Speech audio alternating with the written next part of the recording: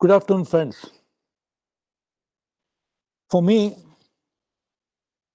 it's just not an honor, but also a pleasure to participate in this very prestigious event,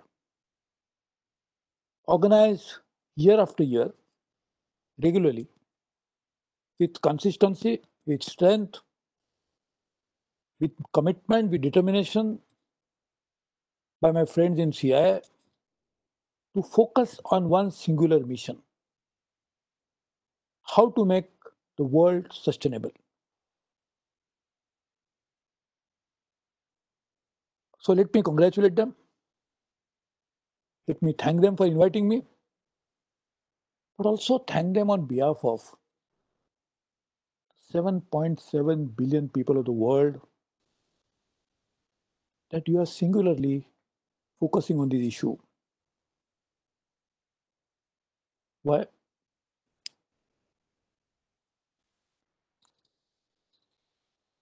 Many times we listen some good advice. As human beings, I think we are fed with advice. We listen more advice than the food that we eat. First, when we are very, very small, we get advice from our parents, from our relatives, from elders. We start going to school. The teachers not only teach a particular subject, but they hope to teach you to be better citizens. So they give you a lot of worldly advice. Then you go start your career. Your mentors, your well wishers keep advising you, guiding you all the time in your journey. But as it happens, we take many of the things not so seriously. When we are told honesty pays, yeah, if something has to be told, we don't have to follow it in my day-to-day life. When doctor tells you that eat healthy food, sleep well, do some exercise, yeah, this is the job of a doctor to tell you, nothing to do with me. You have to just listen and ignore. So we not only grow up receiving advice, but we start developing a disdain towards this very sound worldly wisdom that we keep receiving and we ignore it. And then what happens one day? We land into some serious difficulty in our life, in a job, or we are confined to bed because we are caught up with a very serious ailment. Suddenly, those words keep making sense to you, keep ringing in your ears. Oh my God, only if I listen to this, what will happen? It's too late. The day of reckoning has already come, and we cannot escape the inevitable consequences of our past actions for ignoring something which we are already told. We're listening to it. We're listening to it, but not understanding it, not comprehending it. And this is what is happening to the whole world on many areas. One of them we keep hearing. And therefore, I want to thank CI that you are constantly hammering this message on the people's mind. Sustainability. You heard it many, many times from Rio. You won. You keep hearing it. Year after year, United Nations organizing conferences. Sensible people, well-meaning people keep telling you the path that you are pursuing, where it is going to lead. You cannot ignore it. But a day of reckoning is coming. It's not far from now. But God has His own way. He does not make you die immediately. He probably gives you chances. He reminds you again, once again, last chance. Like when you are boarding a flight, airline before closing the doors will say, "This is the last chance for boarding. Please come and board." We don't even listen to that last warning, you miss the flight. But at least there's another flight. But here in our real life, if you miss this chance, miss this flight, we have nothing else but the reality is staring at us. And as I said, the warning has come in the form of corona. It's a forewarning, probably a final warning. What is corona? Let me first confess I'm not a scientist, nor am I an expert on these issues. But still, what is corona? Isn't it attributable to a virus which escaped from an animal and got transmitted to human being, and then it has become a pandemic, causing all parts of the world, more than 200 countries, territories, geographies, all geographies are affected by it. The most powerful country in the world, United States, is the most affected country in the world. The biggest country, the half of South America, Brazil, is second most affected country in the world. In Asia and in the world, the second most populous country is the third in the world in terms of infections. So poor countries, small countries who cannot afford are affected. The richest countries are affected. Japan, Korea, Europe, all the G7 countries worse affected in terms of economic consequences of this. All affected. The root causes, somewhere down the line, crossing the red lines. A human being was born a few billion years ago in different form. It evolved. Now there is an empirical evidence,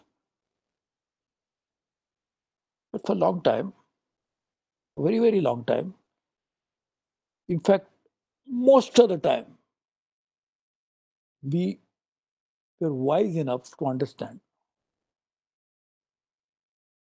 that we have to respect the animal kingdom. We have to understand our relationship with the rest of ecosystem. We have to live in harmony with the creation. We are also creation, but we are a small, small little part of the creation. The whole creation is much, much bigger than us. And had that not been there, that creation was not there, we would never be born as human beings to begin with. It is proved beyond doubt that we as humans have come in this form thanks to the animal kingdom. And the animals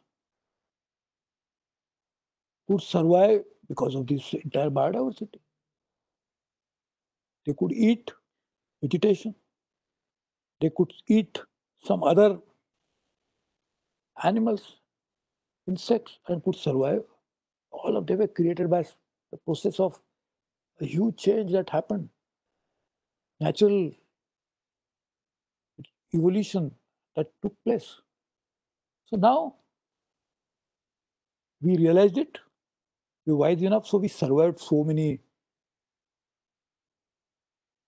several tens of thousands of years. We survived. And somewhere down the line,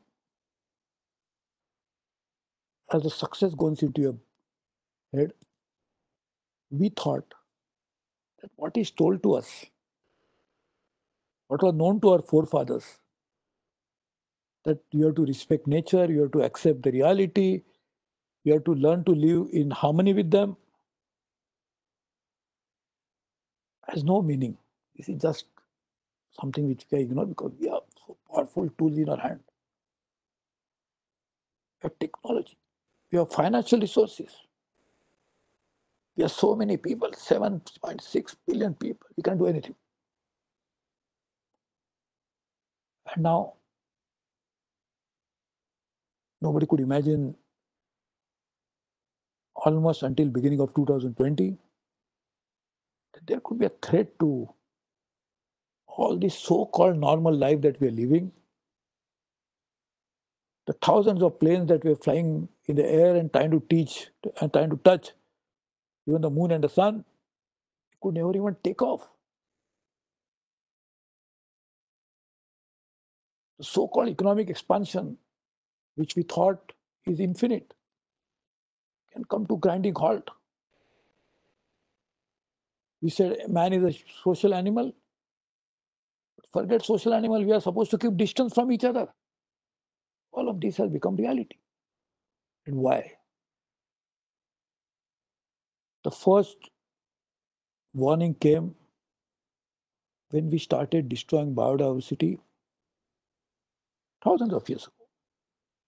But then the biodiversity was so rich that we didn't realize it. It was like an ocean. Even if you take gallons and gallons of water away from ocean, we don't realize. But ocean sometimes also faces a problem. There was this huge storm that came in United States last week, and the satellite pictures show that the ferocity of the wind and the wave was coming made Mississippi River, one of the longest river in the world, the mightiest rivers in the world, had to retreat for some time. That's a force of nature which comes with such ferocity that you cannot even imagine what it could cause damage. And today, therefore, we must understand our role as very tiny part of nature. We are powerful, that's what we presume and want to believe. Yes, we are, but every power comes with responsibility. Every power is to be exercised by understanding the source of that power. When God creates us, people go to churches, people go to temples, people go to gurudwaras, people go to mosques. Why? To say, God, you made me what I am, but I know what's my source, where I come from. We believe in Hinduism, the relationship between Atma and Paramatma. We can exercise this power as long as we can breathe. The breathing happens till the Atma is in this body. And the Atma is a small part of that Paramatma. And the Paramatma, the God, the Creator, He's not just created you. He has created all this that is around you. It is the first ever study of its kind. It is proved that we are only 0.001% of the total creation, though we are so large in number that's what we think. Just imagine what we are. Only that fraction of the creation. And we have destroyed almost 80% of the terrestrial biodiversity. So today, my friends, the warnings have come. If you don't remain aware, conscious of where we came from, and if we don't keep where we came from intact, we'll be gone. And therefore, this whole concept of sustainability is born from there. We heard it, but we ignored it. and ignored it to our own peril. Still, today there is some hope and chance. That's what we are going to discuss the agenda for the next decade. I think the most crucial, critical part of our future journey will depend upon the next decade. How are we going to chart out and lay the foundation for the future course of action for the humanity? How can we make sure that we can live life comfortably in the same way that we are doing it without compromising with the quality for all times to come? Then we have only way we can do it is by having a sustainable path of development. And sustainability is not just an academic discussion point. Sustainability has to be adopted by the entire global community at the global governance level, at national level, at local governments, but all citizens and all the sections of society must adopt it as your dharma. We normally don't like to deviate from dharma because we know the consequences. If you abandon it, then you will be facing huge challenges out of it.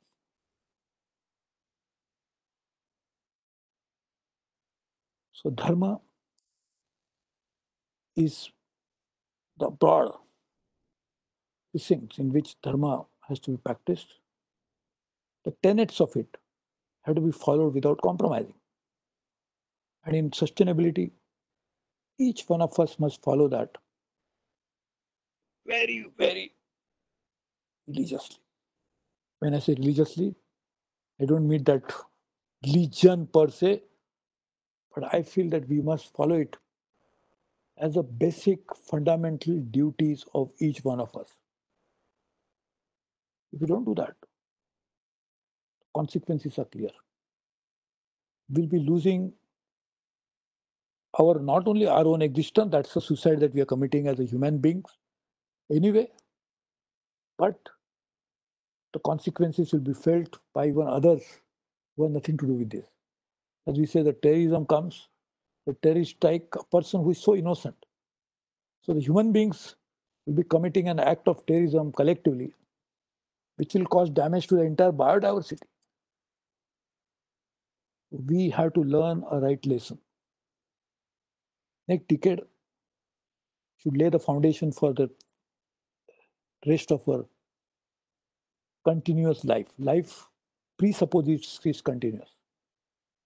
One human being may die, but human beings should live for all times. The life on the planet must survive for all times. And that's sustainability. But if you want to sustain for all times, then you must make rules. Even nature has very strong rules. The sun rises only at a particular time of the day, and sunset is also known much in advance. It will never flout those rules. So we must definitely lay down the foundation for future by setting up rules for sustainability. How can we use natural resources? Only in a manner that we don't exhaust them. We must recycle them. We must reuse them. We must make sure that water, most important aspect of our entire biological life. And where do you get water? Do you manufacture in factories? If a factory is to run, we need water. They can bottle water, as in factories, some factories selling bottled water, they do that. Do they manufacture water? So we must make water sustainable, groundwater, surface water, understanding the link between how the water, first of all, comes, the fresh water, how is it available? Because of relationship with forest, the relationship of forest with land, the relationship of land and its survival. Because if the biodiversity is lost over a period of time, the fertility is gone because of topsoil goes away, there won't be agriculture. Agriculture is not there, there won't be food. Without food, you cannot survive. Without water, we cannot survive. So they are all related to one another. The so-called economic development happens somewhere because of human beings make that happen. So first we have to survive, and then economic development is for us only. If you don't survive, it is for whom? But for human beings to survive, then only they can carry out economic activities. So survival of human being depends upon nature. Secondly, the so-called economic activity, which is because become so dominant and so obsessive activity for all of us, this activity itself depends on natural resources. You use natural resources, and human beings use their knowledge in terms of technology and make industrial production happen. But that again depends on nature. But the natural resources are made by nature. So you must use those resources very carefully, judiciously. Energy. No one can survive without energy. In fact, when I'm talking to you, because I have some energy in me, energy is the essence of life. What kind of energy you want to use? Something which is sustainable or something which is going to kill us? Something which is going to burning a coal. Am I burning myself? We and the dominant religion in India, Hindus, we realize that we cannot keep, because we believe in burning the bodies. We have become so wise, we have realized that we should try to use incinerators or the electric. We should not cut down trees. So if we realize it after death, what we should do, why should we burn something which is going to make my life shorter? Why should we burn coal? Why not use renewable energy? All of this must happen in a way that not just respect nature on World Environment Day, not just one day in a year. Every moment of your life, you must subscribe to certain ideals, certain principles, certain rules. That is sustainability. That has to be followed by everybody. See, today, as I said, Corona has proved to be a great leveler. Poor, rich, south, north, everybody is suffering. So if everybody suffers when we do something wrong, why not apply those same rules when we are good condition? Why not make sustainability rules applicable to everybody? And they should not become rules to be followed by the government and enforced by the government. They should be integrated, internalized into our own mind. If we do that in the next 10 years, we would have laid the foundation for the future. The question is whether we are going to decay or the decade which is following now will ensure that we'll recover from the past decay. Whether we live harmoniously, peacefully, happily, and if you want to do that because happiness comes from inside, and we our external actions towards others, towards nature, towards all living beings, not just animals and insects, but also the entire biological life, including trees and including water bodies and everything else, can we make them as a collective responsibility to be maintained? We adopted globally market as a very important instrument of determining success. All our innovations must succeed in marketplace. Companies, to be sustainable, must have the endorsement of the market, not just when they make the IPO, but when they sell the products. So now, in this market economy, How do you ensure sustainability? The markets are dominated by several intermediaries, several players, several functionaries. All of them must be sensitized. They must reject anything that is not conforming to the high standards of sustainability. Markets must act as a deterrent for wrong, non sustainable actions. Over a period of time, we all will realize, and generations after generations will keep this in mind. Oh, this was a time in human history that people had a choice, either head for a doom or sustain the boom. We have experienced over the last several decades. New ideas, new innovation, better quality of life, all of that happened. Should we sustain it or head for a doom? And they must be able to say, when they look at this time capsule, oh, this was the time that they changed the gears.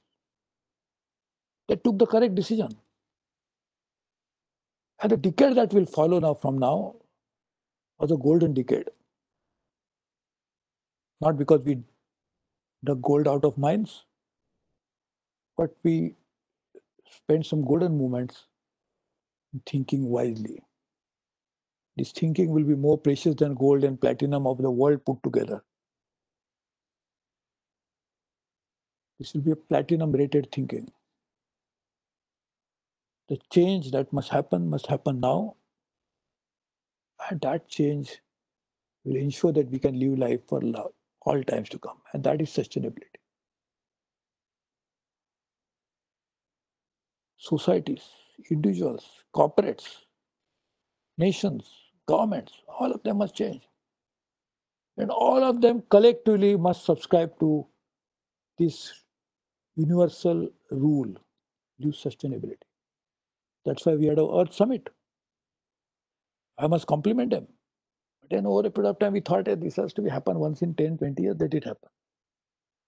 As I was saying, when we start listening to advice when we're young, as we are growing up, we keep ignoring the advice till we land up finally into that moment of reckoning. So we did think about it rightly, but didn't act on it. So now it's a time for action, not just thinking anymore. Enough evidence, enough science, enough knowledge is available on the subject. Time of action begins now, as they say on these commercials in the United States television. Buy now. So I think buy in the right thinking now. Sell off all that has led us to this problem and come out of it. And that's why I compliment the CII once again for charting out a new course of action for the next 10 years, for the next decade. This will be, really speaking, a course corrector for us. And if we do that, we must work on this very effectively.